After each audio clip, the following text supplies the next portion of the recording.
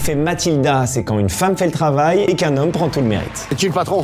On en parle surtout pour la recherche scientifique et c'est arrivé souvent dans l'histoire. Rosalind Franklin, par exemple, arrive à photographier la structure de l'ADN. C'est la preuve qui permet de confirmer la double hélice. Sa photo est montrée à ses 3 collègues qui en font une publication scientifique et reçoivent le prix Nobel à sa place. Tout va bien. L'exemple incroyable de Cecilia Payne-Gaposchkin. En 1925, elle prouve que les étoiles sont composées d'hydrogène et d'hélium. C'est une révolution totale, sauf qu'un des boss de l'astronomie de l'époque, Henri Russell, lui dit que c'est impossible, qu'elle doit se calmer et retirer sa conclusion. Cecilia obéit et modifie sa thèse. Et quelques années plus tard, qui publie un article en disant que les étoiles sont composées d'hydrogène et d'hélium? Eh ben Henri Russell, évidemment, qui reçoit les félicitations de la communauté scientifique. Et on finit par Katherine Johnson. Elle a travaillé pour la NASA pendant 33 ans et ses calculs ont été utilisés pour planifier les trajectoires de missions super importantes comme le premier vol spatial habité ou le premier vol orbital. En gros, sans elle, les astronautes ne décollaient pas. Voilà, rien que ça. Mais il faudra attendre 2016